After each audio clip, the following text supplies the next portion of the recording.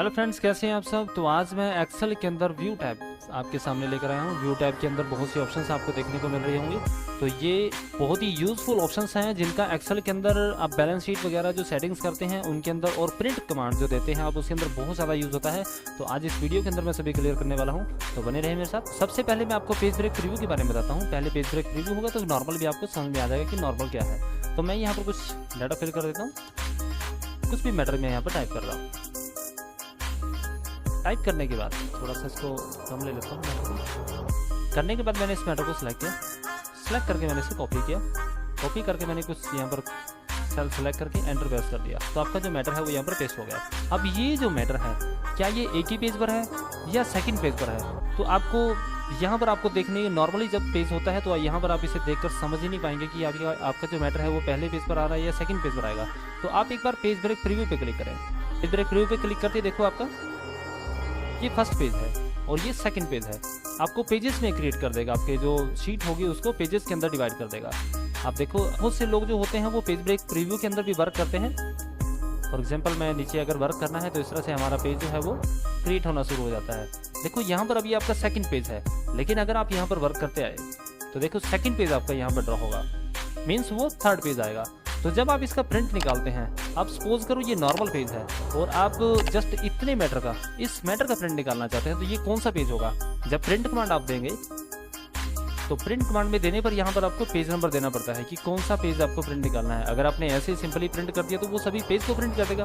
तो यहाँ पर आपको पेज नंबर फिल करना पड़ता है। तो पेज नंबर फिल कैसे करेंगे जब तक आपको पेज का ही नहीं पता कि ये फर्स्ट पेज है, सेकंड है, फोर्थ है, कौन सा है। इस ब्रेक प्रीव्यू ऑप्शन ही आपको क्लियर करता है कि सेकंड पेज है और आप प्रिंट कमांड के अंदर जब जाएंगे तो यहाँ पर आपको सेकंड टू सेकंड फिल करना पड़ता है, तभी आपका सेकंड पेज प्रिंट होता है। इसका एक यूज हो रहा है, देखो अगर हमारा मैटर जो है ये वाला कॉलम, ये कॉलम मैं चाहता हूँ कि फर्स्ट पेज पर ही आ जाए, मुझे सेकंड पेज पर नहीं चाहिए, तो यहाँ पर देखो लाइन आती है, ये डॉटेड जो लाइन होती है ये स्केल ऑप्शन होती है। आपके पास यहाँ पर पेज लेआउट होता है, पेज लेआउट के अंदर आपको यहाँ पर देखने को मिलती है ये स्केल ऑप्शन।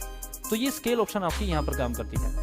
आपको ये कॉलम फर्स्ट पेज पर चाहिए, आप यहाँ से इसे पकड़े और ड्रैग करें, देखो खींचे, तो आपका जो मैटर है वो फर्स्ट पेज पर आ जाता है। यहाँ पर आपकी स्केल भी देखो देखने को मिलेगी, आपकी 98 हो चुकी है। तो स्केल का यूज आप यहीं पर ब्रेक प्रीव्यू के अंदर ही यहाँ पर आसानी से कर सकते हैं।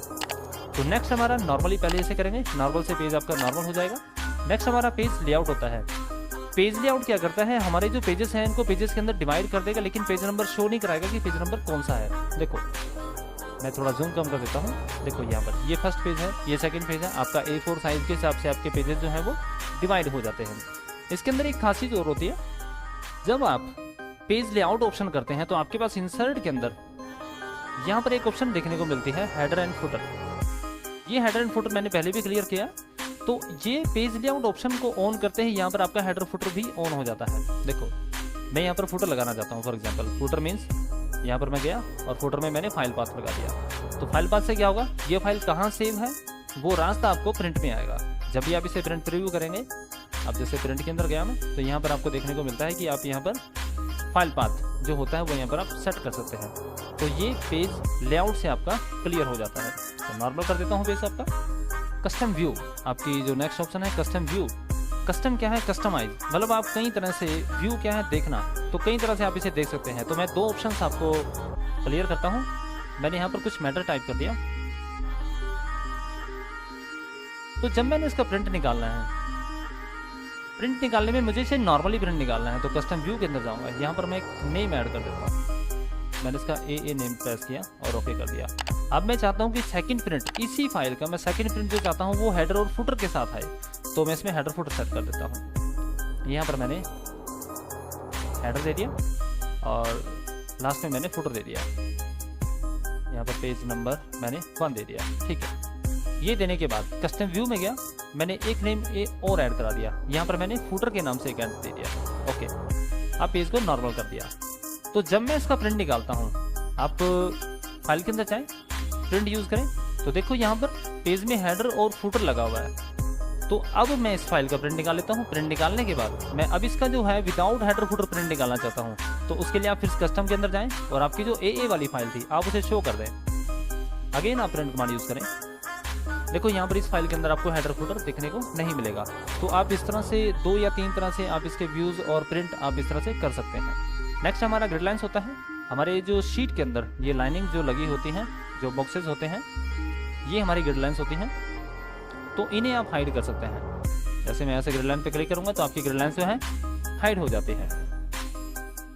ये ऑप्शन आपको एक जगह से देखने को और मिलता है। अगर आप पेज लेआउट के अंदर जाते हैं, पेज लेआउट में आपको यहाँ पर ग्रिड लाइन्स ये जो ऑप्शन होता है, यहाँ से भी अगर आप इसे ऑन करेंगे व्यू को, तो आपकी ग्रिड लाइन्स वापस आ जाती है। और यहाँ पर व्यू में जाकर भी आप देखेंगे तो यहाँ पर भी ये ऑन हो जाता है। तो 2 तरह से आप इसे यूज़ कर सकते हैं। इसी तरह से आपकी हेडिंग होती है। हेडिंग किसे बोलते हैं? ये जो 1 2 3 है और ABCD है और 1 2 3 है, इसे हेडिंग बोला जाता है। तो आप इस हेडिंग को हाइड अनहाइड कर सकते हैं। कई बार आपकी शीट में नहीं आ रहा है तो आप व्यू के अंदर जाके यहाँ से ऑन कर सकते हैं।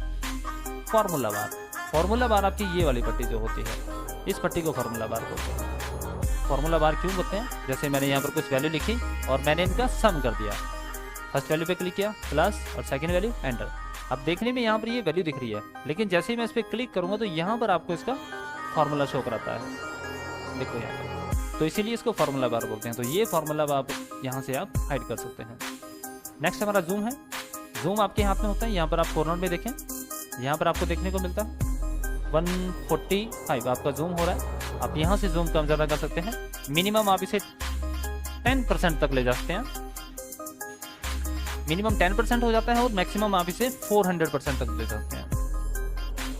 मैक्सिमम ये 400% तक चला जाता है। MS वर्ड के अंदर ये 500 तक चला जाता है। तो नॉर्मल हमारा 100 होता है। अगर आप मिनिमम या मैक्सिमम आपका ज़्यादा यूज़ हो रहा है तो आप 100 पे क्लिक करेंगे यहाँ पर, तो ये नॉर्मली 100 हो जाता है। या फिर आप यहाँ से भी जूम यूज़ कर सकते हैं। आप 50% में जाते हैं तो 50% जूम कम हो जाएगा आपका। तो जैसा भी आप यहाँ से लेना चाहें वो आप यहाँ से जूम सेट कर सकते हैं। 100 से normal. Maximum zoom to selection click करते हैं तो मैक्सिमम 400 पर आपका ये जूम चला जाता है। Normal 100। New window, new window क्या काम करती है? देखो यहाँ पर आप एक्सेल पे कर्सर लेकर आएंगे तो यहाँ पर आपको एक विंडो दिखाई देती है, ये वाली, यानी एक्सेल आपका एक ही शीट खुली हुई है। तो आप न्यू विंडो पे क्लिक करें तो क्या होता है, इस फाइल का एक डुप्लीकेट आपके बन के तैयार हो जाता है आपके सामने। देखो यहाँ पर 2 फाइल्स आपके आगे। तो आप व्यू के अंदर जाएं, व्यू में आप इसे अरेंज ऑल करें, टाइल हॉरिजॉन्टल जिस तरह से भी आप चाहते हैं उस तरह से लेकर आप ओके करें। देखो यहाँ पर आपकी एक फाइल यहाँ पर है और ये कार्बन कॉपी आपकी यहाँ पर है। अगर आप इस ओरिजिनल फाइल पे कुछ भी चेंजेस करते हैं तो आपकी इधर कार्बन कॉपी में भी यहाँ पर आप चेंजेस देखने को मिलते हैं। तो एक कार्बन कॉपी आप यहाँ पर तैयार कर सकते हैं। तो ये हमारा न्यू विंडो वर्क करता है। आप इसे अलग सेव करके, आप इसे अलग सेव करके आप इसमें एक कार्बन कॉपी अपने पास रख सकते हैं इस तरह से। फ्रीज पैनल, फ्रीज पैन जो होता है वो काफ़ी यूज़ होता है जब भी आप डाटा वगैरह, डाटाबेस आप कोई फाइल बना रहे हैं या कोई आपका लेंथी सिलेबस है तो उसको आप किस तरह से फिल करेंगे। देखो मैं बताता हूँ आपको। मैंने यहाँ पर एक सीरियल नंबर ले लिया, name, F name, M name, यानी विलेज ले लिया, पोस्ट ऑफिस, सेल, state, country, contact number, Aadhaar number. इस तरह से मैंने कुछ फाइल्स बना दी। सिलेक्ट करके मैं इसको थोड़ा सा स्ट्रेच कर देता हूँ ऐसे। ये मैंने हेडिंग ले ली। हेडिंग लेकर मैं इसे हेडिंग में थोड़ा कन्वर्ट कर देता हूँ।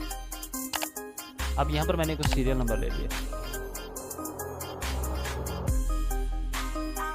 यहाँ तक। अब जब मैं डाटा फिल कर रहा हूँ, सपोज करो मैं कुछ नेम फिल कर रहा हूँ या मैं एक ही शीट को जैसे फिल कर रहा हूँ, ऐसे मैंने इनके सबकी डिटेल डाल दी।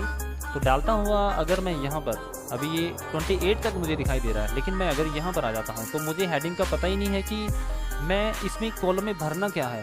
देखो मुझे बार बार ऊपर जाके देखना पड़ेगा, फिर उसके मैं यहाँ पर फिल करूँगा। अगर मुझे इस कॉलम में पता ही नहीं है कि इस कॉलम में मुझे भरना क्या है तो मैं ऊपर जाके आधार कार्ड है तो यहाँ पर मैं उसका आधार कार्ड नंबर डालूंगा। तो अगर ये डाटा मुझे 1000 तक या 2000 तक लेकर जाना है तो आपको बार बार ऊपर देखना पड़ेगा। इस तरह से आप इसकी सेटिंग मतलब इजीली आप इसको फिल नहीं कर पाओगे। तो उसके लिए आपका फ्रीज पैंस बहुत काम करता है। तो फ्रीज पैंस के लिए क्या करना है, हमने इसको यहीं पर फ्रीज कर देना है, जमा देना है।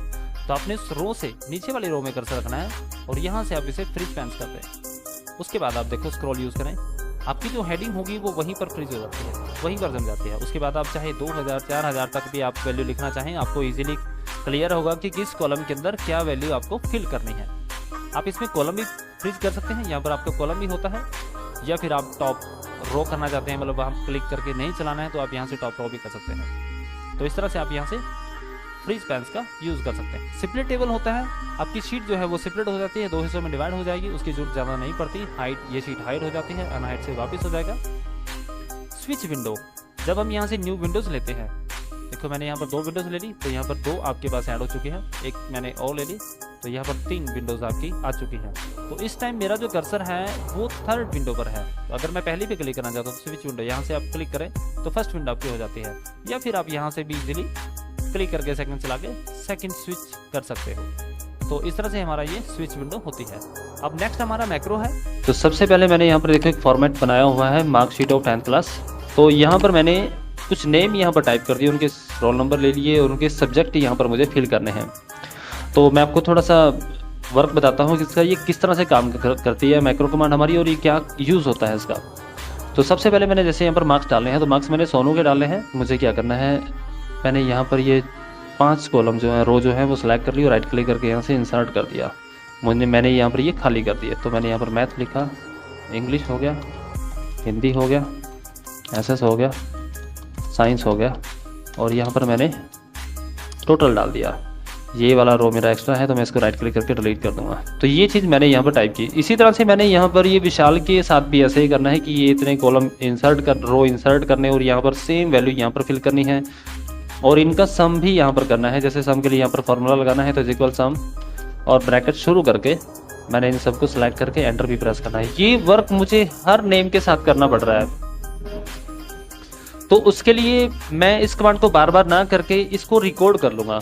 तो मैक्रो कमांड के अंदर मैं इस कमांड को रिकॉर्ड करके इन सब पर मैं अप्लाई कर दूंगा, तो ये आपका मिनटों का काम जो है वो सेकंडों के अंदर कर देता है। मैं आपको इसको शॉर्ट तरीका बताता हूँ कि इसको कैसे रिकॉर्ड किया जाता है और ये क्या तरीका होता है।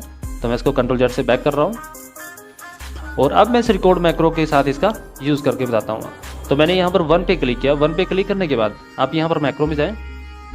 मैक्रो पे क्लिक करके यहाँ पर देखो यूज रिलेटिव रेफरेंस होता है, आपको इसे ऑन करना है, आपको इसके क्लिक करना है। इसके ऊपर क्लिक करने के बाद आपको फिर मैक्रो के ऊपर क्लिक करना है। तो मैक्रो पे क्लिक करके यहाँ रिकॉर्ड मैक्रो करना है। रिकॉर्ड मैक्रो में आप जिस भी नाम से आप इसे देना चाहें, रन दे दिया, और यहाँ पर मैंने इसकी शॉर्ट कमांड दे दी, जिस भी शॉर्ट कमांड के द्वारा मैं इसको रन करना चाहूँगा। तो मैंने कंट्रोल के साथ T प्रेस कर दिया, यानी यहाँ पर T दे दिया। T4 से ये Ctrl+T से ये कमांड जो है रन हो गई। आप या T या Y कोई भी वर्ड आप देना चाहें वो देकर ओके कर दें। ओके करने के बाद आपको ये यहाँ पर जितने भी आप रो जो इंसर्ट करना चाहते हैं, राइट क्लिक करके यहाँ पर इंसर्ट कर दें। इंसर्ट करने के बाद आप यहाँ पर मैटर लिखना शुरू करें। आपका मैथ हो गया, इंग्लिश हो गई, हिंदी हो गई, साइंस हो गया, एसएस हो गया, और यहाँ पर टोटल मैंने इसको दे दिया। यहाँ पर मैंने फार्मूला भी लगा दिया, सम ब्रैकेट शुरू, और इन सबको सिलेक्ट करके एंटर प्रेस किया, और इसको मैंने आगे तक ऐसे ड्रैग कर दिया। तो मैं इस लाइन को थोड़ा सा सम है तो मैं थोड़ा चेंज भी कर देता हूँ। होम के अंदर जाके मैंने इसको थोड़ा सा हाईलाइट कलर दे दिया और बोल्ड भी कर दिया। तो इस तरह से अब सेम वर्क मुझे 2 के साथ भी करना है। तो मैं 2 पे कर्सर रख के इस कमांड को स्टॉप कर दूंगा। व्यू के अंदर जाके मैं इस रिकॉर्डिंग को यहाँ पर स्टॉप कर दूंगा। देखो मैंने पहले स्टार्टिंग जो की थी वो 1 पे क्लिक करके की थी, तो अब आपको एंड भी 2 पे क्लिक करके इसको स्टॉप रिकॉर्डिंग कर देना है। स्टॉप रिकॉर्डिंग करने के बाद मैंने जो शॉर्ट कमांड वहां पर दी थी Ctrl+Y, आपको सिर्फ वो 2 पर प्रेस करके यहाँ पर Ctrl+Y प्रेस करना है। देखो ये वर्क टोटली हर नेम के साथ यहाँ पर अप्लाई हो जाता है। तो देखो इस तरह से आपका ये टोटली वर्क जो है वो कितना आसानी से सेकंडों के अंदर आपका ये काम हो गया। अदरवाइज आपको इसमें बहुत सा टाइम लग जाना था। तो इस तरह से आपके जो टाइमिंग है उसको वहाँ लगने से बचाता है और आपका काम आसानी से कर देता है। तो एक एग्जांपल मैं आपको सामने और लेकर आऊँगा। मैंने यहाँ पर एक फॉर्मेट और बनाया हुआ है, तो इसमें भी मैं आपको मैक्रो का यूज़ करना बताऊँगा। फॉर एग्जांपल जैसे यहाँ पर मैंने प्रोडक्ट ले लिए, मॉनिटर हो गया, कैबिनेट है, और यहाँ पर मैंने कीबोर्ड्स लिए हुए हैं, माउस हैं। तो इस तरह से है। अब मेरे को क्या हो रहा है कि बार बार अगर मुझे यहाँ पर माउस देखना है कि माउस की मतलब सेल कितनी है या उसके कस्टमर कितने हैं, तो मुझे बार बार नीचे जाना पड़ रहा है। तो मैं यहाँ पर इसका एक बटन प्रेस कर दूंगा, मतलब यहाँ पर बटन बना दूंगा इसका कि ताकि उस बटन पे क्लिक करें तो ऑटोमेटिकली जो कर्सर है आपका माउस पे चला जाए। तो उसके लिए भी आप रिकॉर्डिंग करनी पड़ेगी आपको। तो यहाँ पर मैंने कर्सर रखा। कर्सर रखने के बाद आपको मैक्रो में जाना है, रिकॉर्ड मैक्रो करना है। आप कोई की डालना चाहें तो डाल सकते हैं, अदरवाइज आप ओके करें। और स्क्रॉल से आप माउस के ऊपर यहाँ पर फर्स्ट वैल्यू पे क्लिक करके और यहाँ से स्टॉप रिकॉर्डिंग कर दें। स्टॉप रिकॉर्डिंग करने के बाद अब आपको यहाँ पर एक बटन बनाना है। आप इंसर्ट के अंदर जाएं, यहाँ पर एक शेप ले लें, जैसी भी आप शेप लेना चाहें। मैंने यहाँ पर एक शेप ले ली, इसको मैंने राइट क्लिक करके ऐड टेक्स्ट कर दिया, यहाँ पर मैंने डाल दिया माउस।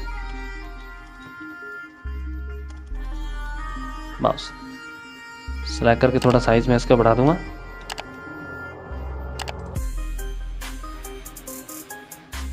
और मैं गया इस तरह से मैंने इसका साइज सेट कर दिया। अब मुझे इसे बटन में कन्वर्ट करना है, तो आपको इसके ऊपर राइट क्लिक करना है। राइट क्लिक करके आपको साइन मैक्रो पे क्लिक करना है। तो वहाँ पर जो नेम था मैक्रोस 2, या फिर मैं वहाँ पर जो नाम मैं दिया था वो आपको क्लिक करके इसको ओके करा देना है। तो जैसे ही आप इस माउस पे क्लिक करेंगे, आपका जो कर्सर है वो ऑटोमेटिकली माउस पर चला जाता है। तो इस तरह से आप ये बटन यहाँ पर तैयार कर सकते हैं। मैं एक बटन और आपको तैयार करके दिखाता हूँ। फॉर एग्जांपल मैं अब कीबोर्ड के ऊपर जाएंगे, तो कीबोर्ड पर जाने के लिए मैं यहाँ पर एक कीबोर्ड का बटन और बनाता हूँ। मैं इसी को यहाँ पर कॉपी भी कर सकते हैं, अदरवाइज आप दूसरा बनाना चाहें तो दूसरा बटन भी आप यहाँ पर ड्रॉ कर सकते हैं। राइट क्लिक किया, ऐड टेक्स्ट करना है, और यहाँ पर मैंने कीबोर्ड ले लिया, कैप्स लॉक कीबोर्ड।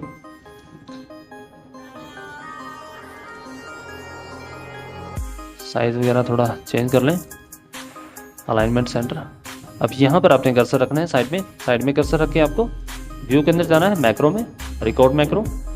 मैंने यहाँ पर इसका कीबोर्ड ही दे दिया नाम, और यहाँ पर ओके कराया, और उसके बाद स्क्रॉल यूज़ करके आपको कीबोर्ड पे क्लिक कर देना है।